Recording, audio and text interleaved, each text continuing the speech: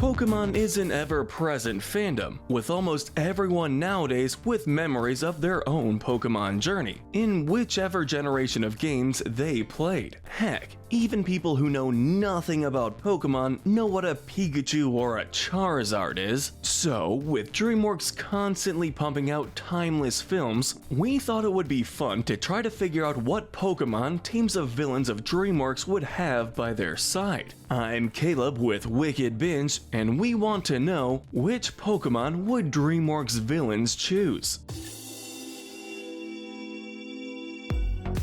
Now, a couple points to make. There are a lot of Dreamworks movies, so this is going to be a two-part situation. We'll be covering Dreamworks villains chronologically, all the way up to Shrek Forever After, and we'll be picking 3 Pokemon for each villain's team. And real quick before we start, if you like Pokemon and our usual binge formats, make sure you go and subscribe to our Pokemon channel, PokeBinge. We've got Pokemon-themed Good to Evil and Spectrum videos, card openings, and even monthly Pokemon card giveaways. So check it out because we're having a lot of fun over there. So anyway, where were we? We'll be starting off with the very first Dreamworks villain, General Mandible from Ants. Mandible is an ant and a very high-ranking soldier in the ant armies, and because of this, his first Pokemon is Durant. Now, we could just say it's because haha, insert joke about them both being ants, but there's more to it than that. Durant wears hefty metal armor to protect itself from predators, and according to multiple Pokedex entries, they're said to form quite a well-prepared army to face off against Heatmor or Sandaconda.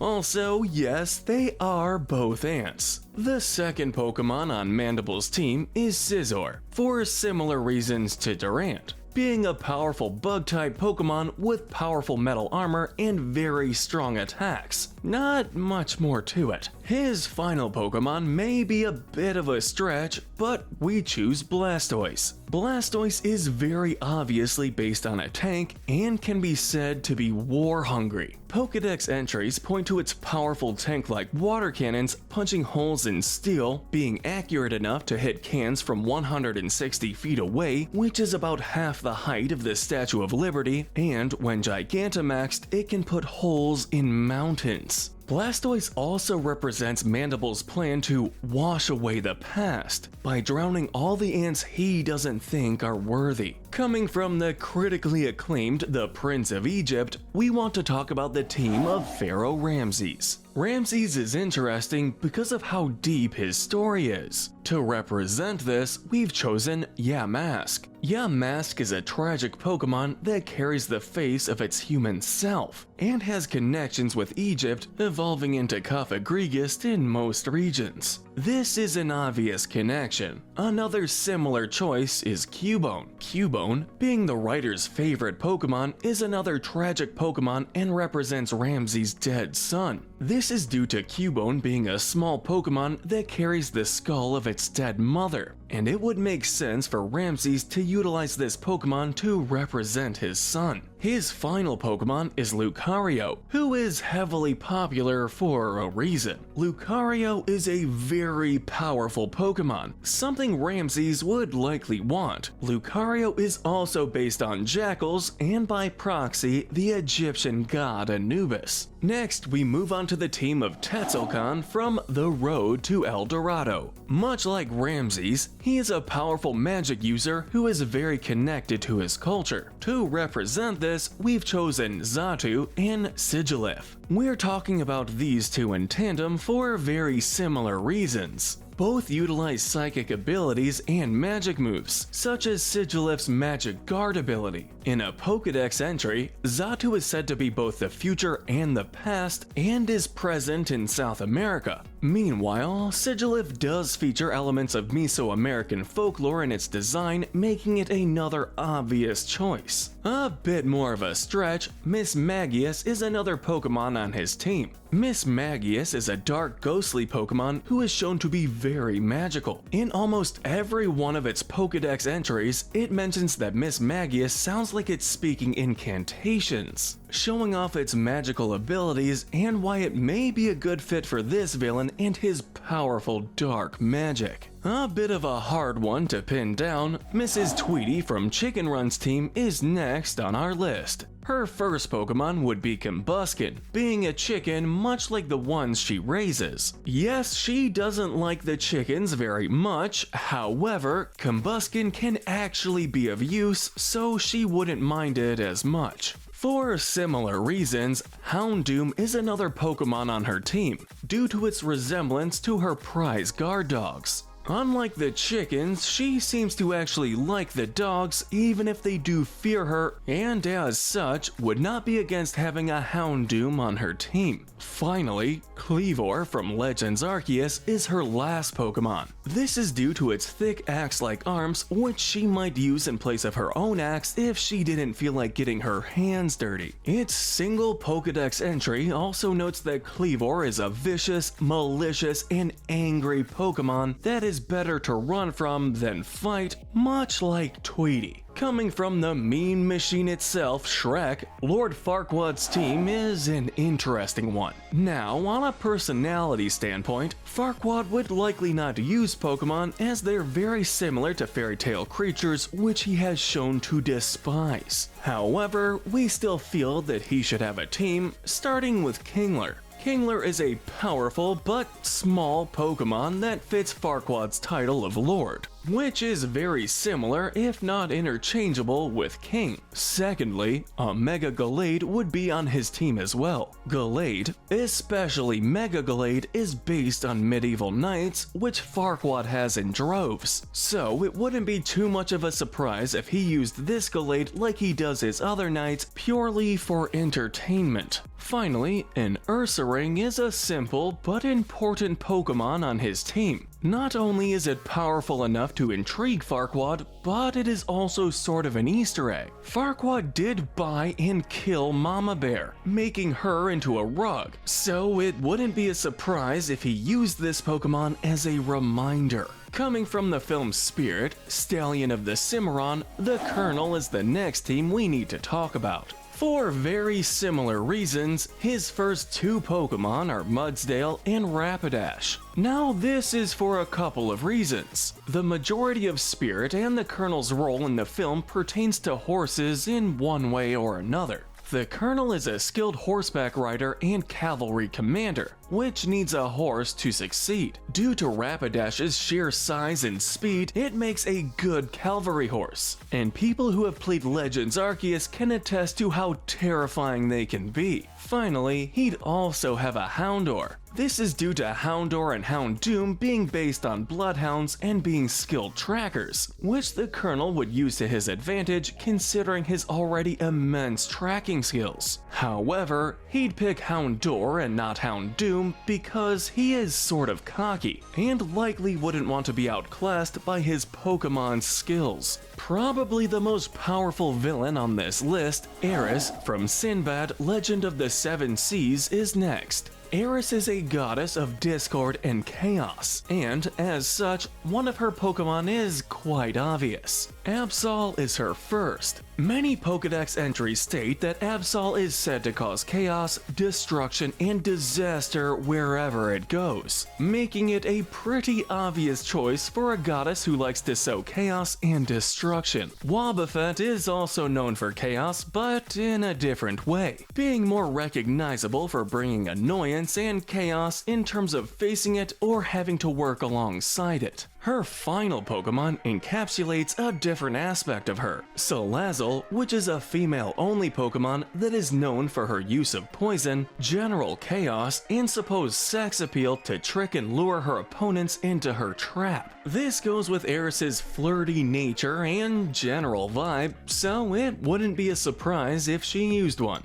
From powerful to loved, Fairy Godmother from Shrek 2 is next on our list. Fairy Godmother is interesting because of her sheer array of potential options. So let's start with the biggest stretch of the group. Araquanid is a bug water type spider Pokemon that may not match when you first think about it. But due to Araquanid's utilization of bubbles and Fairy Godmother's similar use of bubbles for travel, it's not too far of a stretch. Next, Aromatisse, a fairy type that would mesh well with Godmother's vibe, but what really sells it is Aromatisse's dramatic flair. Due to being based on perfume, burlesque shows, and models, it's no surprise that the Pokemon's drama would perfectly match Godmother's personality. Finally, Clefable, another massively powerful magic Pokemon that just so happens to be a fairy type, is shown to be a lot more caring and motherly than Aromatisse, which would make sense considering Godmother's love for her son. Jumping to a movie that everyone memes on, Shark Tale and its main villain, Don Lino. Don Lino is a large shark and the leader of a mafia-esque shiver of sharks. The first Pokemon he would have is a Sharpedo, for the obvious shark-related reasons, but also because it would make sense for the leader of a group of sharks to have a shark on his Pokemon team. Similarly, Octillery represents his right-hand man, an octopus who helps out, and with the tank and gun theme, it makes sense for a mafia team. And finally, Carvanha, a piranha who eventually evolves into Sharpedo, but he gets one because Lino actually has pet piranhas, so he'd definitely have one of these on his team. Coming from the long-titled Wallace and Gromit Curse of the Were-Rabbit, the next team we're looking at belongs to Victor Quartermain. Victor is a hunter and just a general nuisance to Wallace and Gromit throughout the film, hunting down the were-rabbit. In fact, his first Pokemon, Lopunny, represents the were-rabbit he spends the film hunting down. Yes, we know Wallace is the rabbit, but both the were-rabbit and Lopunny are imposing figures that, more likely than not, Victor would like to have on his team. Similarly, he'd also have an Inteleon to represent his intense marksmanship skills, as Inteleon is a skilled marksman and sniper, even his hidden ability highlighting this fact. When Gigantamaxed, Inteleon is even hiding with a sniper's nest for even better accuracy, and his Pokédex entry states that he fires at Mach 3. Also, in his Gigantamaxed form, he can hit a rolling berry from over 9 miles away. His final Pokemon is Sableye, mostly because, much like Victor, Sableye is a greedy Pokemon that likes to hoard riches. Much like how Victor likes to try and trick others out of their riches when he can, making it an obvious choice. Now we move into Over the Hedge and its main villain, Vincent. Vincent is a large bear that RJ and group have to try and get food for, which is why his first Pokemon is Ursaring. Much like himself, Ursaring is a large imposing bear, and while Ursaring takes cues from grizzly bears, it also features some black bear traits, which solidifies its placement on his team. Secondly, he'd also have a Zigzagoon. This is actually supposed to represent RJ the raccoon, who is the main character of Over the Hedge. Vincent sees RJ almost like a son, so it would make sense for him to have a Pokemon that would represent this major part of his life on his team. Finally, he'd have Greedent. Much like Victor with Sableye, Greedent is a greedy, gluttonous Pokemon that is very similar to Vincent in a lot of ways. It would also make sense for his team due to its woodland theme, making his whole team based on animals he may find around his lair. Another claymation classic, Flushed Away and its main villain, the Toad, are the next villain team we'll be talking about. His first two Pokemon are Seismitoad and Krogunk for similar reasons. They are both Toad-based Pokemon.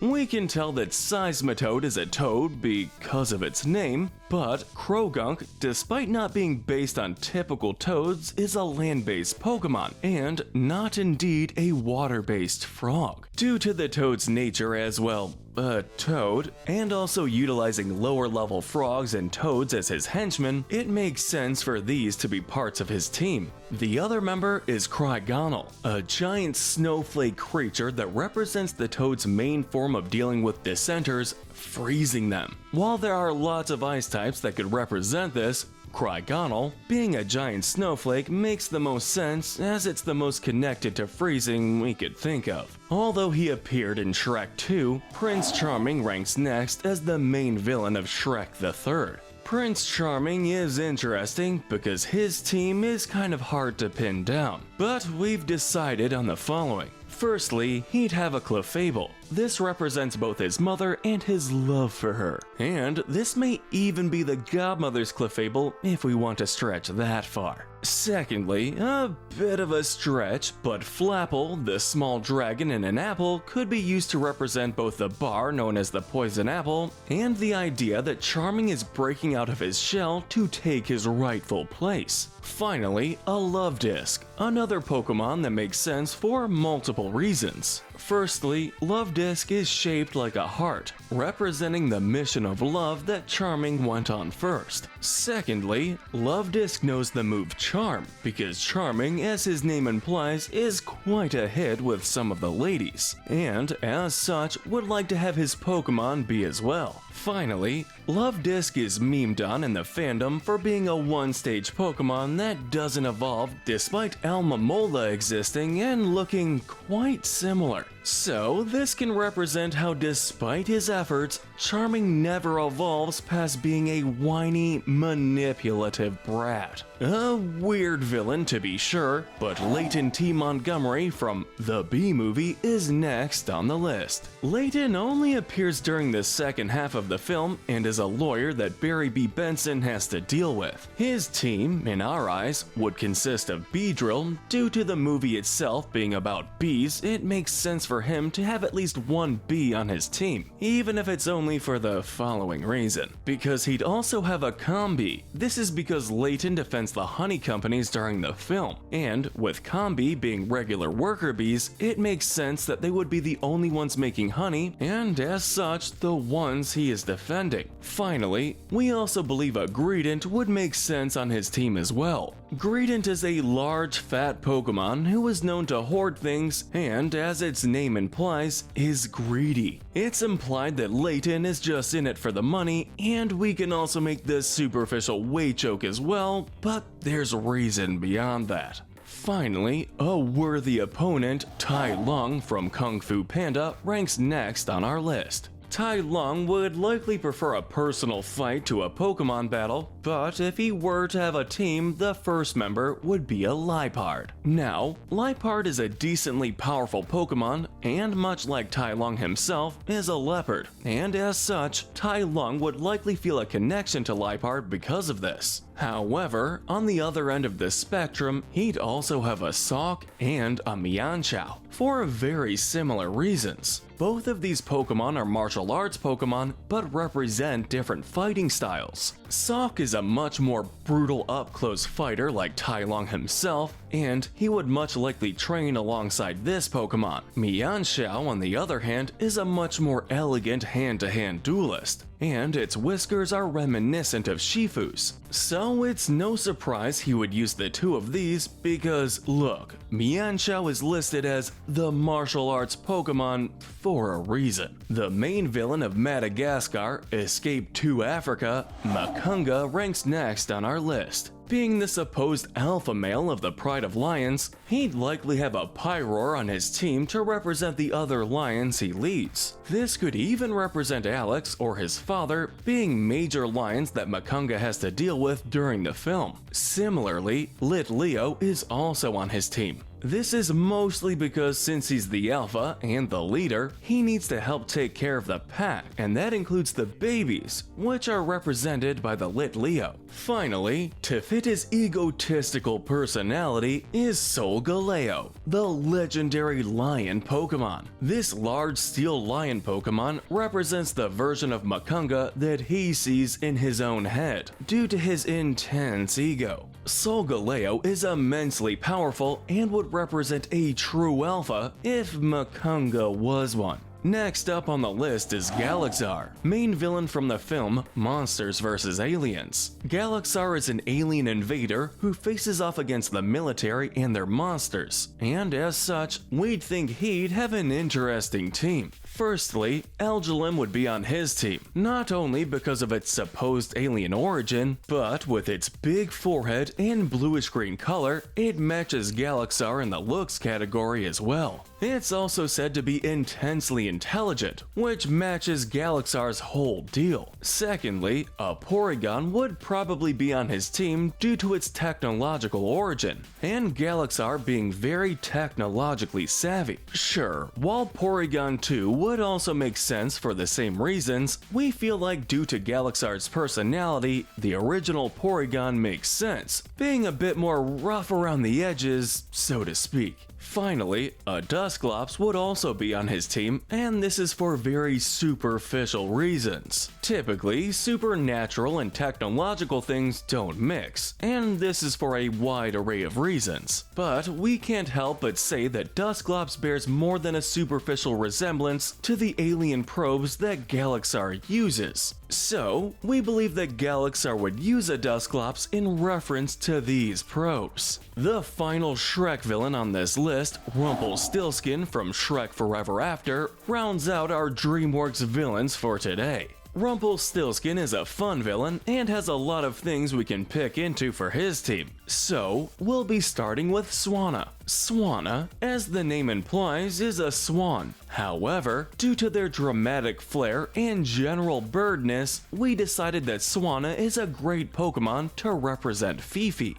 Fifi is Rumpelstiltskin's personal companion and a goose. But due to the lack of an official goose Pokemon, Swanna will have to do. Secondly, he'd have Jirachi. While legendary, Jirachi's main source of power comes from the fact that it grants wishes, much like Rumpelstiltskin is said to do with his powerful dimension-bending contracts. The last Pokemon on his team would be Zoroark, a Generation 5 Pokemon that is known for its ability Illusion, which lets it look like any other member of the team. Zoroark is a trickster's dream, as it fulfills all the points necessary for a good trickster Pokemon, and as such would be perfect for Rumpelstiltskin. And that wraps things up for today. Would you add any Pokemon to these villains' teams? Let us know. And if we missed your favorite Dreamworks villain, fear not, we've got part 2 in the works. Be sure to check out our Pokemon channel, PokeBinge. But